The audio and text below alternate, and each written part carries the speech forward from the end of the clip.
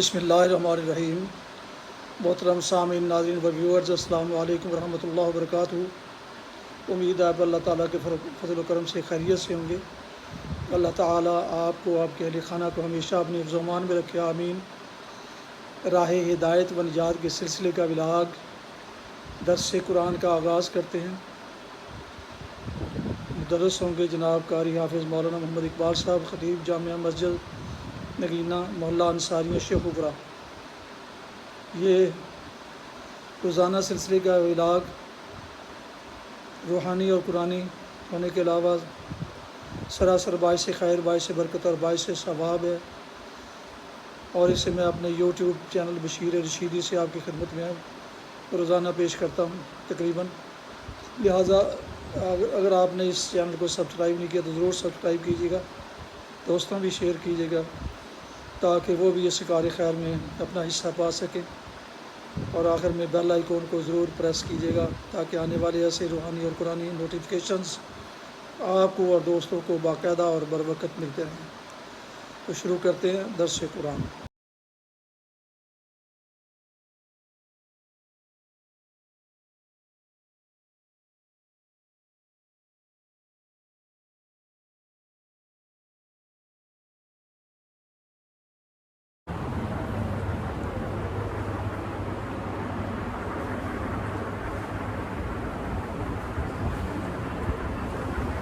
الحمدللہ وکفی والصلاة والسلام علی من لا نبی بعد، ما بعد فاعوذ باللہ من الشیطان الرجیم، بسم اللہ الرحمن الرحیم۔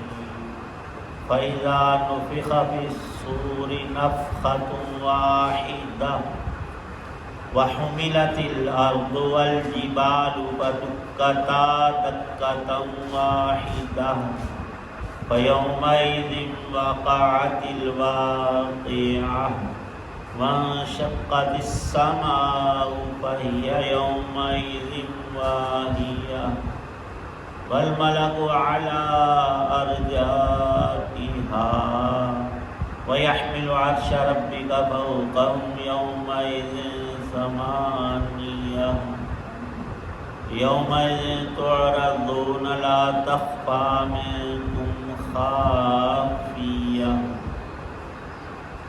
صدق اللہ العظیم۔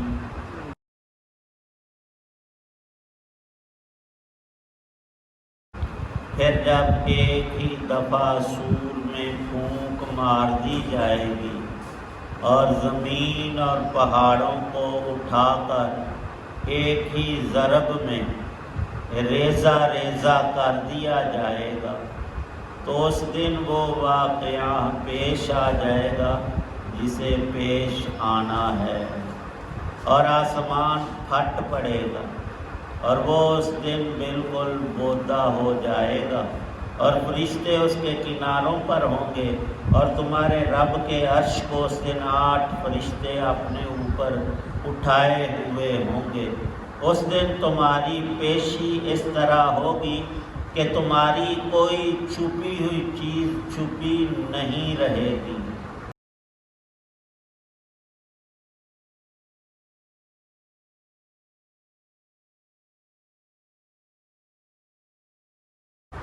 سورۃ الحاقہ کی 6 آیات ہیں، آیت 13 تا 18۔ قرآن پاک کا تسلسل ربط ایک اور نرالی اور خاص ترشان رکھتا ہے۔ یہ 29ویں پارہ کی تیسری سورہ مبارکہ سورۃ الحاقہ ہے۔ مکہ مکرمہ میں نازل ہونے والی 85 صورتیں جو مکی کہلاتی ہیں، ان میں ان 3 مضامین کو بارہا بیان فرمایا ہے اللہ پاک نے۔ توحید باری تعالی شان رسالت محمدیہ علیہ السلام اور قیامت اور آخرت۔ قیامت کا مکے کے مشرکین اور اکثر عرب سرے سے انکار کرتے تھے۔ اللہ تعالی شانہ کے تو وہ ذات کے قائل تھے، صفات سے نابلد اور جاہل تھے۔ معمولی ترین مخلوقات جو انسان سے کہیں گھٹیاں ہیں ان کو اپنا معبود اور اللہ کا ہمسر ناحق قرار دیتے اور اس پر بضد تھے۔ رسالت اور نبوت کا سلسلہ ان میں بڑے زمانے سے بند رہا تھا۔ سیدنا اسماعیل علیہ السلام کے بعد ان عربوں میں کوئی نبی پیدا نہیں ہوا، اور یہ 100 سال کی نہیں، ابراہیم علیہ السلام کا زمانہ اور نبی پاک صلی اللہ علیہ وسلم کے زمانے سے تقریباً 3000 سال پہلے، 3000 سال۔ اس لیے ان لوگوں کو اور دنیا کے رہتی دنیا تک پیدا ہونے والے سب انسانوں کو ان 3 باتوں کی بنیادی طور پر ضرورت تھی، اور اشد ضرورت، اور سب ضروریات انسانیہ سے بڑھ کر، اور اللہ کا کرم اور اس کا فضل، مہربانی اور رحمت دیکھیں کہ 85 صورتوں میں بنیادی طور پر یہ 3 مضامین، 3 باتیں، توحید باری تعالی شانہ، رسالت اور نبوت اور آخرت اور قیامت کو اللہ پاک نے یوں دہرایا ہے۔ آپ پورا قرآن بارہا پڑھیں، ترجمے سے سمجھ کر پڑھیں، کہیں آپ کا ذہن اور دل اٹکے گا نہیں کہ یہ بات تو ہم نے پہلے پڑھی اور 100 دفعہ پڑھی ہے اور 500 دفعہ، یہ آپ کو احساس نہیں ہوگا۔ ایسے انداز سے، ایسے الفاظ سے اور ایسے طرز سے اللہ نے بیان کیا کہ وہ اللہ ہی کی شان ہے، بندہ کوئی ایسا کر ہی نہیں سکتا صرف۔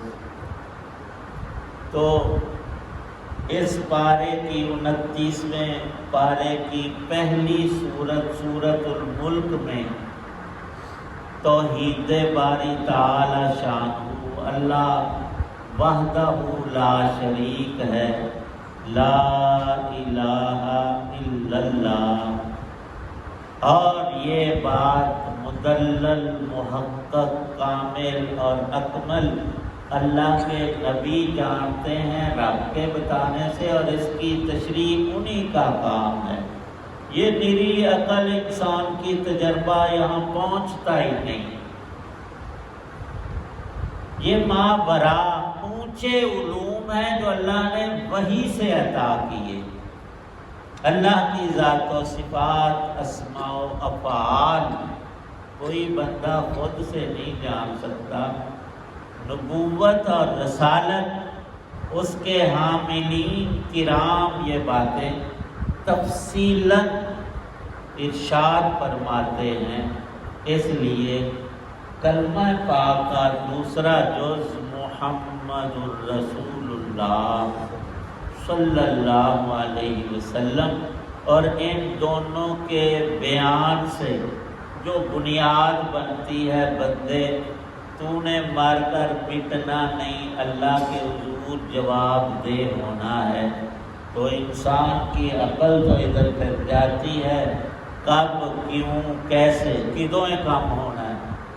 تو اللہ پاک نے اس تیسری صورت میں بات ارشاد فرمائی قیامت کی، اور ذکر کیا آخرت کا، اور مفسرین نے بڑا پیارا بیان فرمایا ہے۔ تفسیر یہ جو ہے، اس میں مفسر علیہ الرحمہ نے بڑے ہی تھوڑے لفظوں میں بہت بڑی بات کو سمونے کی کوشش فرمائی ہے کہ سورۃ الحاقہ کی پہلی 12 آیات میں اللہ تعالی شانہ نے قیامت کے واقع ہونے کی خبر ارشاد فرمائی اور ارشاد فرمایا ہے الحاقہ۔ عربی کا یہ لفظ ہے، کسی زبان میں یہ گنجائش نہیں ہے کہ اس کے متوازی برابر پورا ٹھیک معنی لفظ سے نہیں، جملوں اور صفوں سے بھی اس کا پورا مطلب بتایا نہیں۔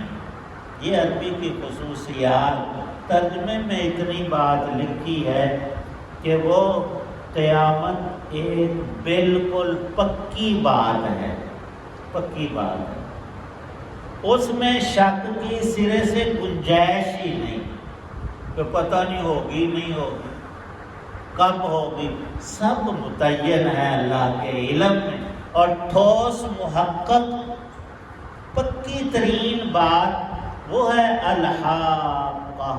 قیامت کے قرآن میں تقریباً 80 نام آئے، ان میں ایک یہ بھی ہے۔ اے بندے، پکی بات کو ذرا سوچ لے، اس کو دل دماغ سے نکالنا، تیرا فائدہ ہے اس میں اور بہت بڑا فائدہ ہے۔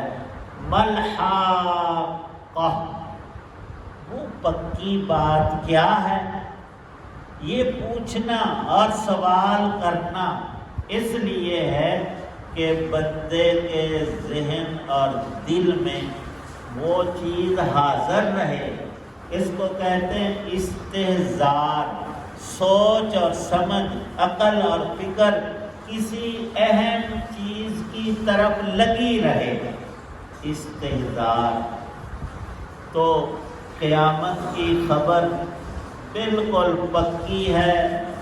1,24,000 یا 40,000 انبیاء، یہ روایت قرآن پاک کی آیت یا حدیث پاک میں نہیں کہ اللہ کے کتنے نبی اور رسول تشریف لائے، صرف اسرائیلی روایات میں یہ بات لکھی ہے کہ 1,00,000 سے زیادہ اللہ کے نبی دنیا میں تشریف لائے۔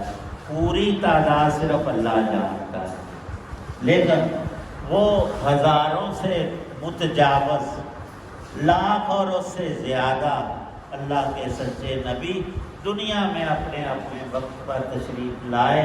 پہلے پیغمبر اللہ کے پہلے انسان آدم علیہ السلام تھے، اور ان میں سب سے آخری پیغمبر نبی اور رسول حضرت محمد صلی اللہ علیہ وسلم ہیں۔ اب اللہ پاک فرماتے ہیں قیامت کی خبر بالکل پکی ہے، تو اس کی دلیل کیا ہے؟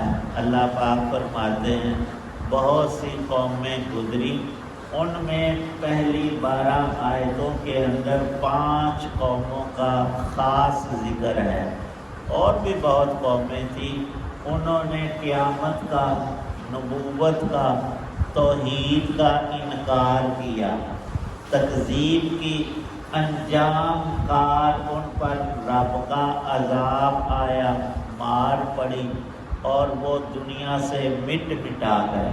وہ کوئی معمولی لوگ نہیں تھے، بڑے طاقتوں والے، اور پتھروں اور پہاڑوں اور چٹانوں کو توڑ کر انہوں نے مکان بنائے، بڑے ہی آج تک ان کی وہ حویلیاں، وہ محلات کچھ کھنڈرات کی شکلوں میں موجود ہیں۔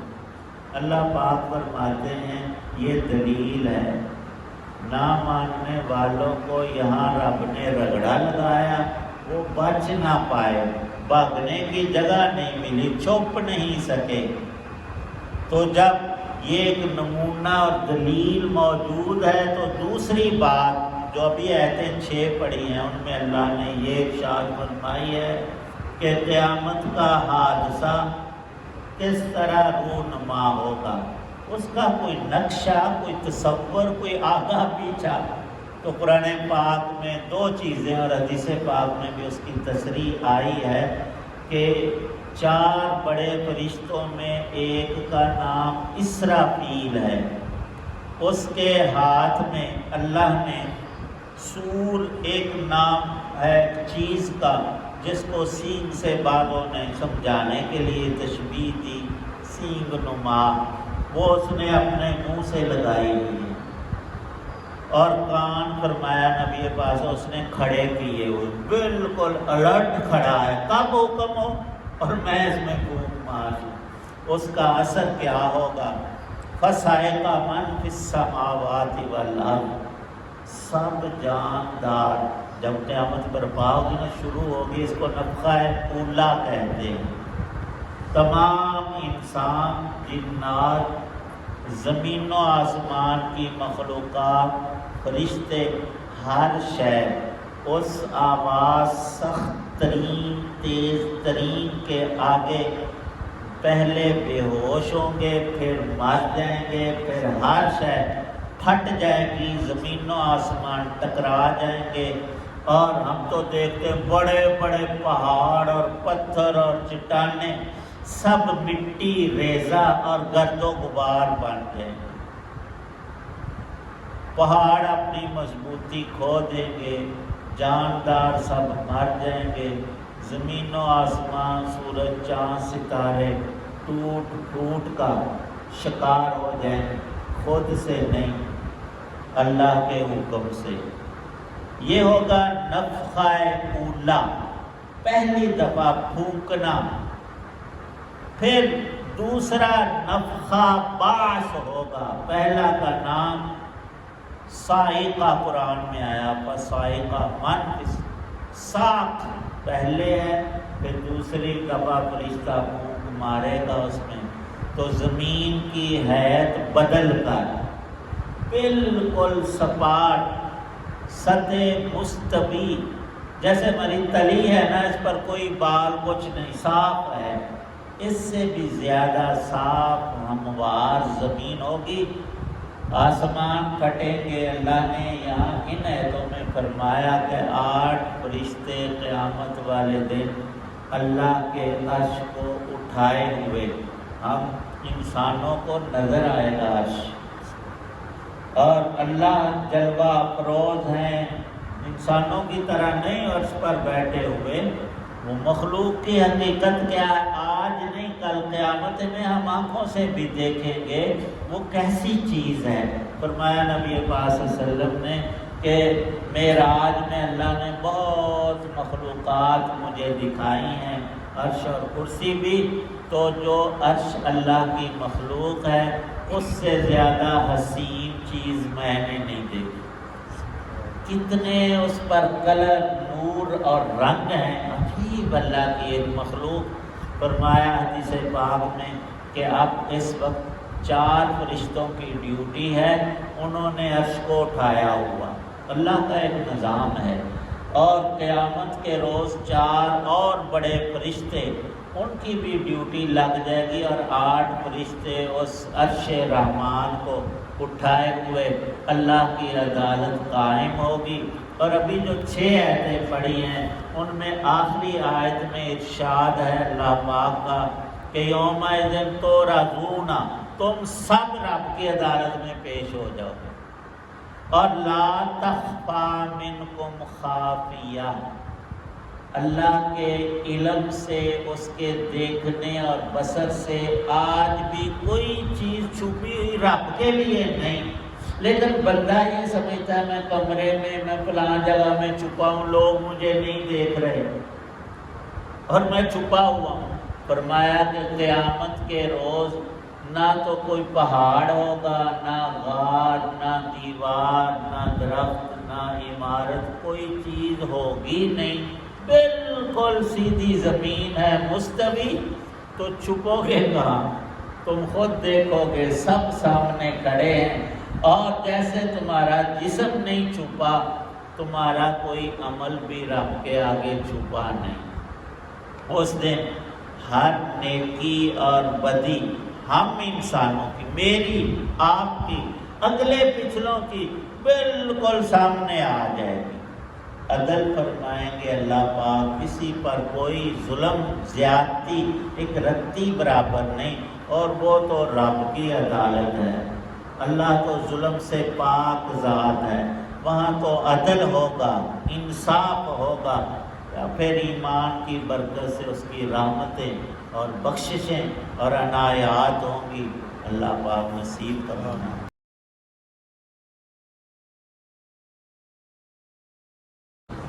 الحمدللہ رب العالمین والصلاة والسلام علی رسول اللہ۔ اللہم اجعل القرآن ربیع قلوبنا ونور صدورنا، اللہم اغفر للمؤمنین والمؤمنات الاحیاء منہم والاموات، اللہم اجرنا من النار وادخلنا الجنة مع الابرار، اللہم حاسبنا حسابا یسیرا، توفنا مسلما والحقنا بالصالحین۔ صلی اللہ تعالی علی خیر خلق محمد وعلی آلہ وصحبہ اجمعین۔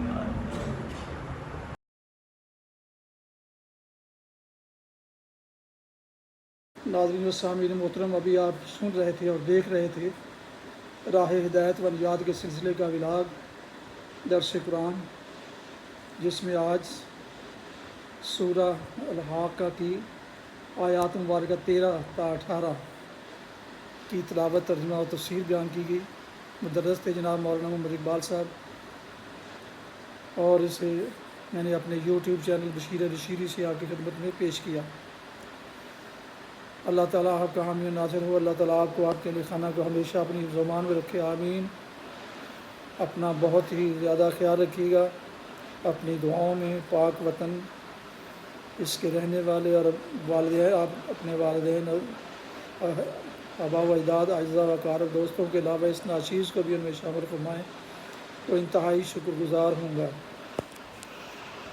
آج کا ولاگ اس دعا پر ختم کرتا ہوں کہ آپ اور آپ کے لکھانہ، دوست و احباب، دیکھنے اور سننے والے جہاں بھی رہیں خوش رہیں، آباد رہیں اور شاداب رہیں، آمین۔ السلام علیکم ورحمۃ اللہ وبرکاتہ۔ پاکستان زندہ باد۔ اللہ حافظ۔